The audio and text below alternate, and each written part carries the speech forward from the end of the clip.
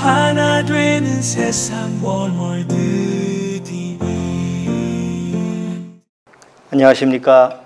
하나 되는 세상 원월드 TV UPI 부회장 김영준입니다.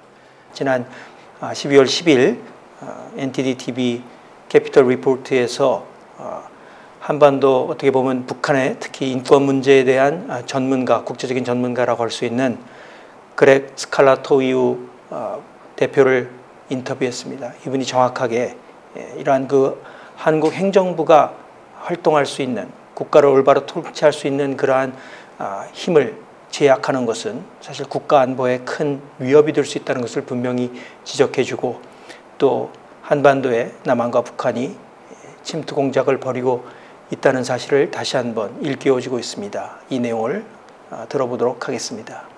So what comes next now that South Korea's martial law declaration has been lifted? We welcome Greg Scarlatow, President and CEO of the Committee for Human Rights in North Korea, to delve into these latest developments and the broader implications of this unfolding story. Greg, it's great to have you back in studio.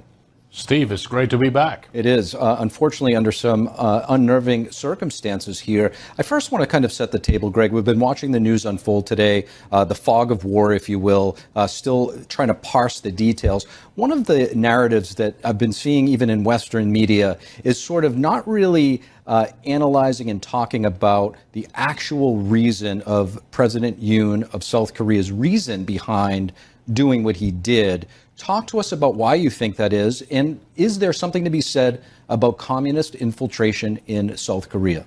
Steve, I run a human rights organization dealing with North Korean human rights. Of course, I cannot be in favor of martial law, and that said, we have to be fair.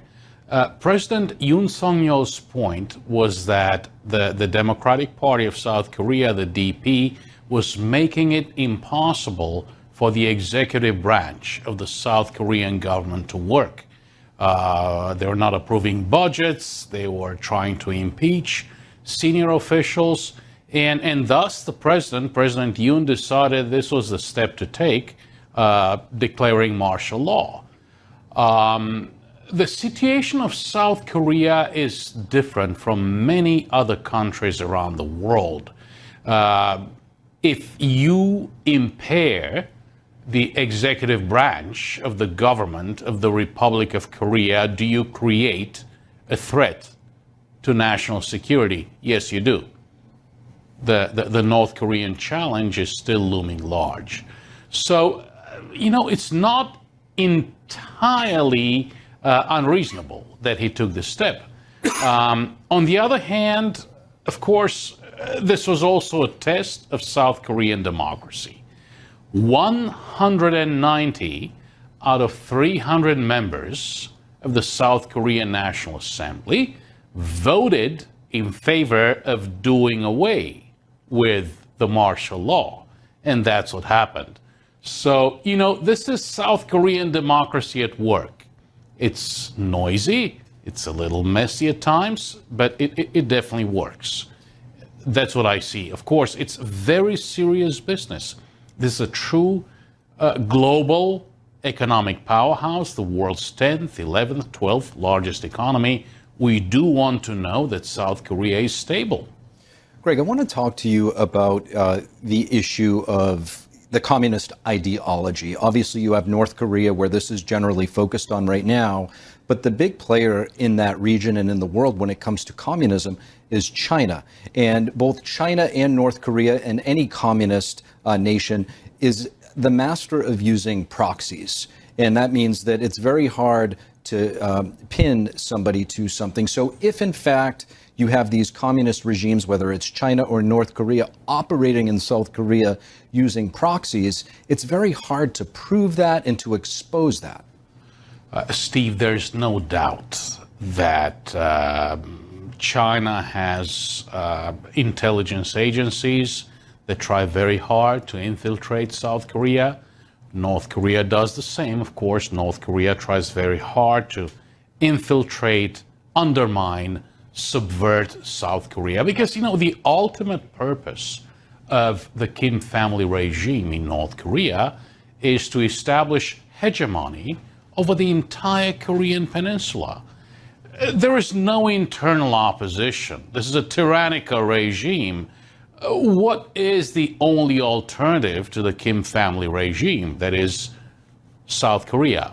Prosperous, free, democratic, despite this, hiccup, martial law, it is still a very democratic country. And the way this whole martial law business played out proves that it is a very democratic country. So, of course, North Korea will try its best to undermine South Korea.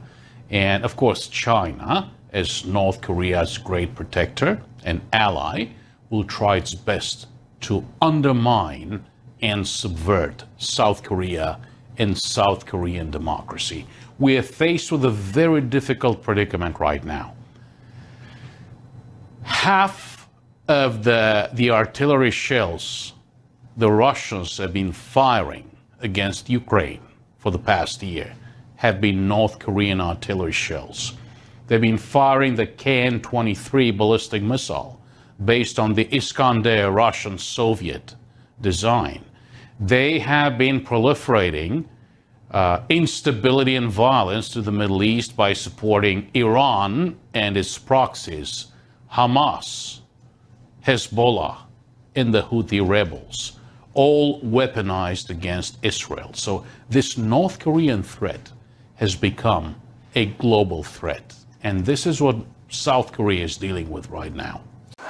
그렉 씨가 상당히 정확하게 또 심각하게 한국이 직면한 상황에 대해서 분석을 하고 설명을 해줬습니다. 모든 국민들이 이러한 내용들을 정확히 알았으면 하는 바람에서 이 방송을 제가 캡처해서 보여드렸습니다. 그런데 이 대통령의 계엄 활동을 놓고 탄핵 소추안을 발의했는데 그 안에 담겨져 있는 내용이 가히 충격적입니다.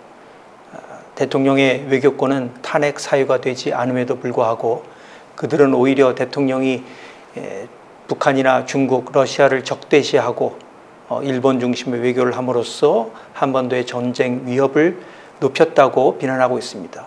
누가 하는 말과 비슷하지 않습니까? 오히려 저는 이번 탄핵 사태, 계엄령과 탄핵 사태를 통해서 누가 진정한 애국자고 누가 어떻게 보면 한국의 안보와 미래를 위협하는 그러한 세력들인지를 분명히 구분할 수 있는 기회가 주어졌다고 생각이 됩니다.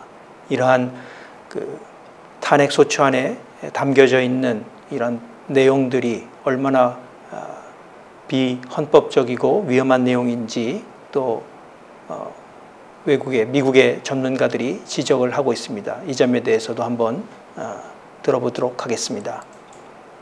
에반스 리비어 전 미국 국무부 동아태 담당 수석 부차관보는 9일 BOA와의 영상통화에서 한국 윤석열 대통령 탄핵소추안에 미한일 3국 협력을 추진한 내용이 포함된 것은 매우 충격적이었다고 말했습니다. If you look back at the impeachment resolution, one of the paragraphs in that impeachment resolution directly attacked President Yoon for the trilateral partnership that he had established with Japan and the United States. That was very disturbing.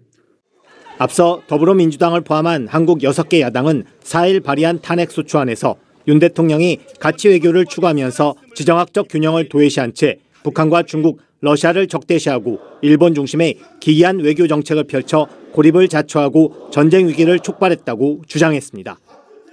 한반도 전문가들의 평가는 다릅니다. 마이클 오헨런 브루킹스 연구소 선임 연구원은 미한일 관계가 개선되고 있는 상황에서 야당의 이런 주장은 잘못됐다면서 미한일 3국 관계는 그 어느 때보다 공고하다고 진단했습니다. 조셉 디트라니 전 북해 육자회담 미국 측 차석 대표도 이날 BOA와의 전화통화에서 미한일 3국 협력을 추진한 윤 대통령의 외교 정책은 옳았다고 평가했습니다.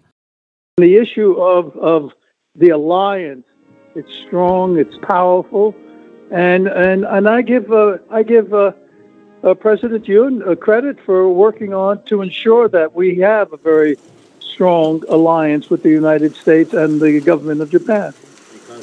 케네스 와인스타인 허드슨 연구소 일본 석좌는 이날 BOA와의 영상통화에서 계엄령 선포로 윤 대통령이 탄핵당해야 한다고 주장할 수는 있지만 그가 외교적으로 한국을 고립시켰다는 주장은 사실이 아니라고 반박했습니다. 그러면서 누가 후임 대통령이 되든 한국은 윤 대통령의 인도태평양 전략과 미한 동맹, 한일 협력 등의 성과를 계속 이어가야 한다고 강조했습니다. We need to stand as closely as possible together. South Korea needs the United States. South Korea needs Japan. And to think you can distance yourself and get away with it, those days are over. President Trump won't stand for it this time. That's just not the kind of leader he is. 지금까지 보신 내용들을 통해서 종합해 보면 한국은 국제정세 속에서 대단히 중요한 위치를 차지하고 있는 나라입니다. 북한과 중국과 러시아의 현재 국가 체제는 과거 냉전 체제의 공산주의와는 다른 모습입니다만 그 나라들은 모두 독재 국가들이고 또 세계의 안보와 평화를 위협하는 나라입니다. 또 북한은 이란의 핵 개발과도 연결되어 있기 때문에 이란까지 포함한다면 북한, 중국, 러시아, 이란 이러한 나라들은 어떻게 보면 세계 평화와 안보를 위협하는 그러한 가능성이 있는 독재 국가들입니다. 그런 나라들 편에 서는 것이 대한민국의 미래 또 후세대를 위한 길이 되겠습니까? 그렇지 않습니다. 그렇기 때문에 지금 한국 정부가 추진하고 있는 한미일 공조는 자유민주주의 세계와 시장경제 세계 속에서 세계 10위권에 우뚝 서 있는 대한민국의 미래를 더욱더 확고히 하고 한국의 발전과 번영과 행복을 유지해 줄 수 있는 그러한 선택이 되는 것입니다. 다시 한번 우리 국민들 여러분이 이러한 현재 한국의 정세 속에서 어떠한 판단과 또 어떠한 선택을 하느냐 이것이 단지 앞으로 있을 정권과 대통령을 결정하는 것뿐만 아니라 대한민국의 미래와 직결되어 있다는 사실을 명심해 주시길 부탁드리겠습니다. 오히려 북한이 며칠 전 갑자기 이러한 그 한국의 사태를 비난하고 현 정부를 비난하는 것은 오히려 야당과 같은 목소리를 내고 있는 것입니다. 확실한 물증은 없다 할지라도 북한과 아니면 북한에 또 중국의 영향을 받고 있다는 것을 우리가 짐작할 수 있습니다. 다시 한번 부탁드리겠습니다. 한국의 미래와 또 후대를 위한 올바른 선택이 무엇인지를 깊이 판단해 주시고 마지막으로 크로스로드의 조셉 필립 앵커가 이 한반도가 지금 현재 한국이 어떤 위치에 있는가를 지적해 주고 또 미래 선택에 대한 당부를 하고 있는 내용들이 그 내용들을 보내드리고 마치도록 하겠습니다. Now, with this in context though, I released 2 investigative features last year, and in those I exposed CCP and North Korean subversion of South Korea. And from what I found, this is actually a pretty serious problem for South Korea, on a scale, again, that risks the future sovereignty of the country. It is on that level. Let me show you this. The Chinese Communist Party uses bribery, blackmail, economic threats, and outright subversion to quietly seize control of other nations.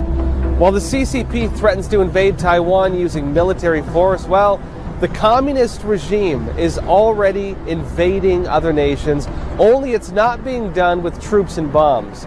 Instead, it's being done with non-military tactics. And South Korea has been an active target of the Chinese Communist Party in this lesser-known form of war. Now, among what we uncovered there was the CCP's subversion through its United Front.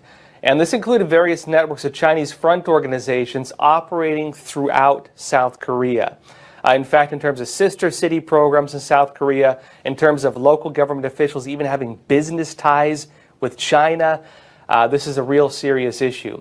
It also included the CCP using bribes, economic threats, even threats of force, beating people up, coercion, to target the country's politicians. And because of the ties between China, Russia, and North Korea, this network of influence also ties into global politics and the whole problem of which direction South Korea is going to lean on the global stage. Will South Korea actually move towards the United States, or will South Korea move towards North Korea and the Chinese Communist Party? South Korea, although they do have one of the largest U.S. military bases, they're still kind of in the middle with this whole global conflict as it's brewing right now. 대한민국이 국제정세 속에서 가지는 위치와 역할, 위상이 너무나도 중요하기 때문에 해외의 전문가들과 또 뉴스 프로그램들이 그러한 점을 인식하고 한국의 장래를 염려하는 그런 방송들을 보내고 있고 그것을 여러분들께 보여드렸습니다. 북한, 중국, 러시아 또 이란과 연계되어 있는 이러한 독재 국가들과 가까이 있는 것이 한국의 미래를 결정하는 것이 아니고 또 그들이 한국 정부에 영향을 미치기 위해서 침투하고 있는 내용들을 우리가 명확히 이해하고 그것을 막아내야 될 뿐만 아니라 미국과 일본 자유시장경제 세계와 더욱더 공조를 함께함으로써 우리 한반도의 미래와 또 미래 세대의 그러한 번영과 안전을 확고히 하는 그러한 올바른 선택을 내려야 되겠습니다. 이러한 혼란 속에서 오히려 국민들의 지혜와 또 용기가 더 요구된다고 생각됩니다. 우리 한민족은 항상 어려움 속에서 굴하지 않고 더 높은 이상과 목표를 향해서 강하고 담대하게 전진한 그러한 자랑스러운 민족입니다.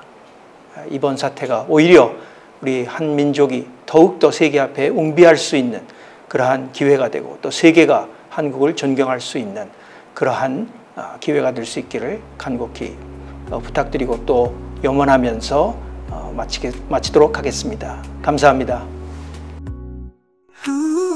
하나 되는 세상 월드 TV